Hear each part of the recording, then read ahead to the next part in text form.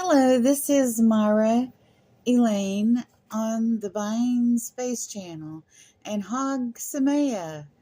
I finally found the Jewish word for happy holidays, Chag Sameach, and it is Jewish New Year, Rosh Hashanah. And on Rosh Hashanah, as any New Year, you think about what you've gone through over the past year and you plan forward to what you're going to do in the next year and how you're going to change what you're doing. Even in the Western civilization New Year on January 1st, we make New Year's resolutions. Also, Rosh Hashanah, you have 7 weeks leading up to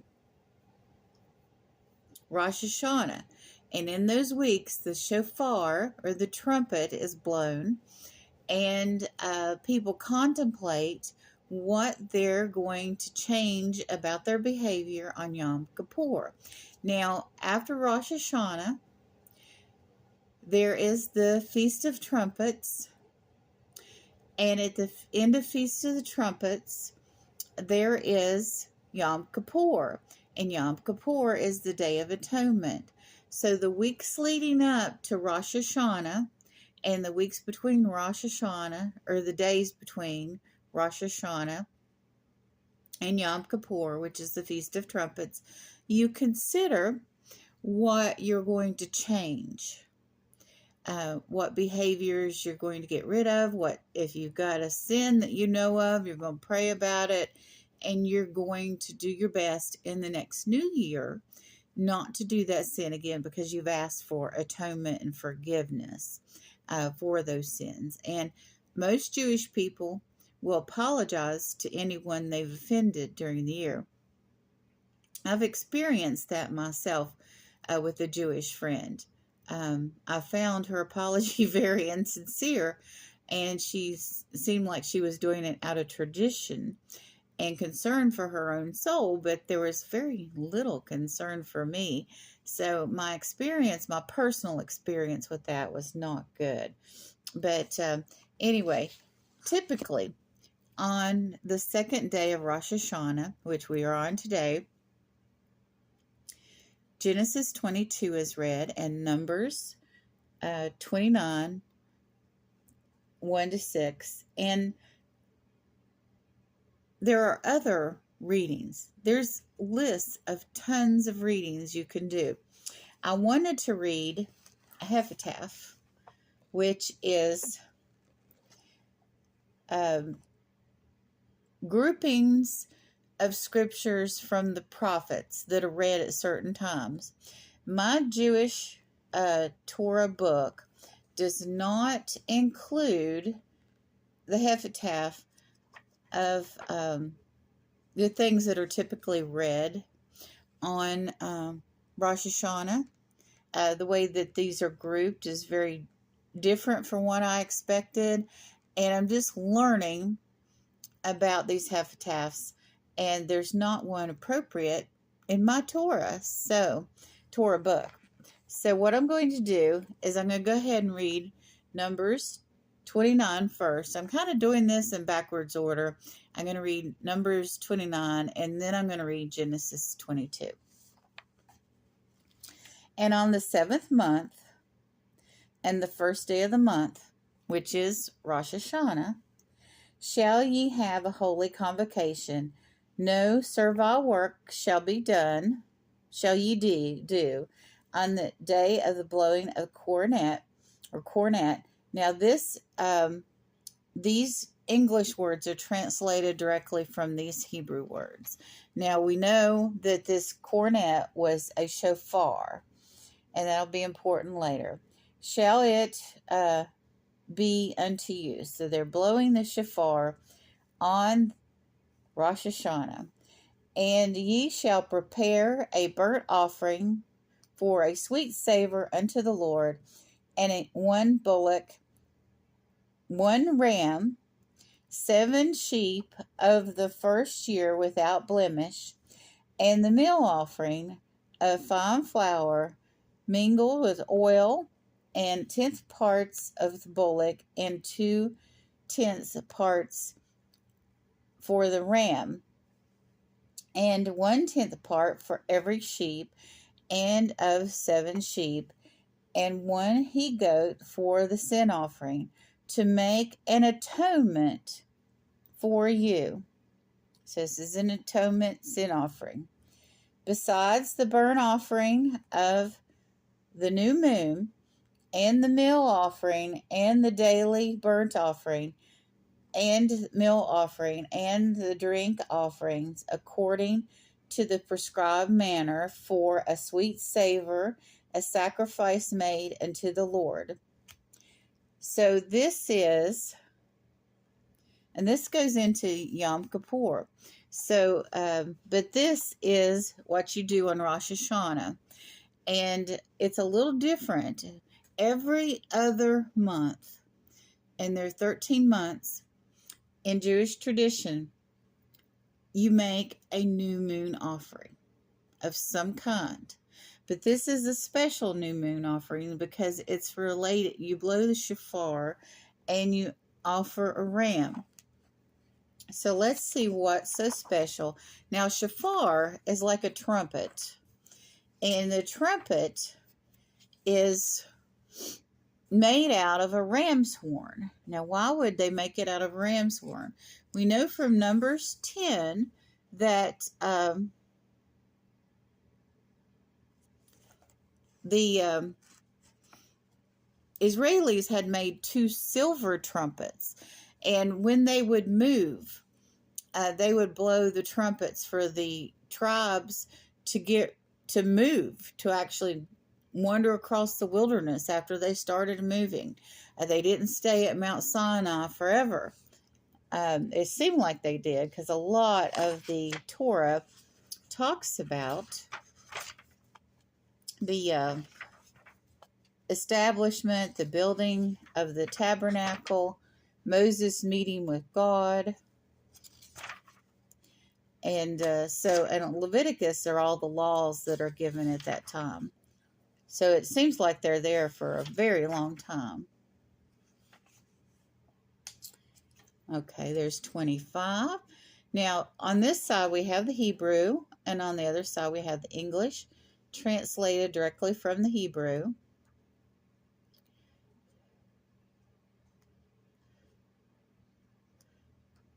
And each chapter has Roman numerals at the beginning of it.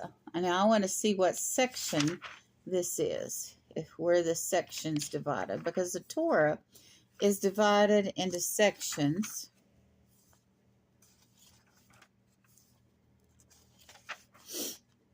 It's making me a liar.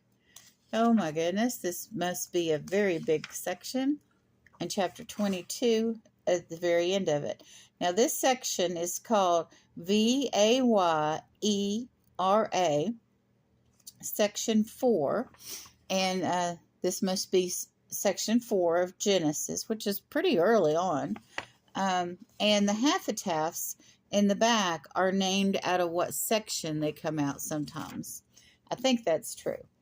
But let me read to you why the shofar, why the ram's horn. So here we are in Genesis chapter 22.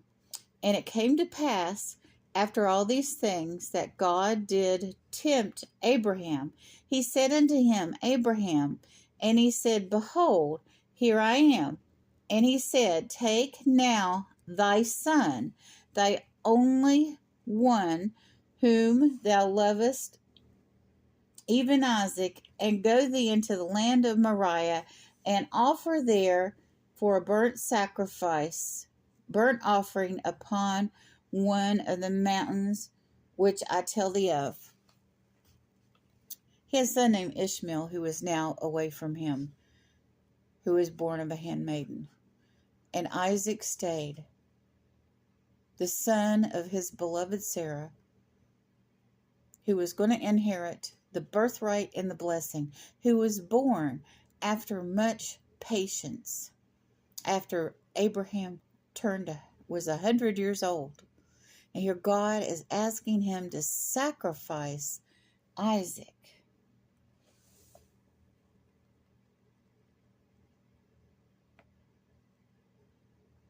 And here in verse 8, and Abraham said, God will provide himself the lamb for a burnt offering, my son. So they both went of them together, and they came to a place which God had told him of, and Abraham built there an altar, and laid the wood on the altar of, and bound Isaac his son, and laid him on the altar above the wood. So here, Abraham and Isaac are willing to make this sacrifice for God. This is part of the covenant. And Abraham stretched forth his hand and took the knife to slay his son. But an angel of the Lord called upon him out of the heaven and said, Abraham, Abraham. And he said, Here I am. And he said, Lay not a hand upon the lad, neither do thou least unto him, for now I know thou fearest God, seeing that thou hast not withheld thy son, thy only one, from me. And Abraham lifted up his eyes and looked, and beheld him there was a ram that was caught in the thicket by his horns. And Abraham went and took the ram and offered him up for a burnt offering instead of his son.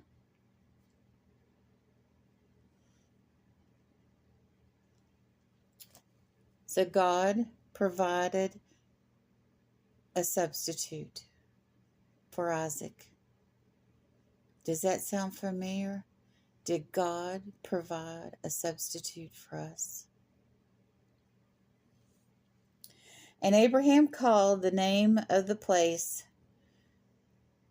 Adon Alirich, which is said to this day, On the mount of the Lord it shall be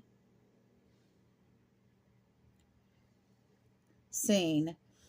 And the angel of the Lord called unto Abraham the second time out of the heaven, and said, By myself I have sworn with the Lord, since because thou done this thing, and hast not withheld thy son, thy only one, I will greatly bless thee, and I will exceedingly multiply thy seed as the stars in the heavens, and the sand which is upon the seashore. And thy seed shall possess the gate of his enemies, and thy seed shall all the nations on the earth be blessed, because thou hast hearkened unto my voice. And Abraham returned, and his young men, and they rose up and went together to Beersheba, and Abraham dwelt in Beersheba. And it came to pass after these things that it was told to Abraham, saying, Behold, Micah, she also hath borne children unto Nachar thy brother. Is the firstborn, Buz his brother, is firstborn, Buz his brother, and Chemeth the father of Aram, and Kened, and Chirzo, and Pizah, and Eliphath, and Bethel. And Bethel begot Rebekah. These 8 days did Micah bear to Nabor, Abram's brother, and his concubine, whose name was Rumalah. She also bore Tebach, and Geshem, and Timah, and Macham. So these are his nieces and nephews. So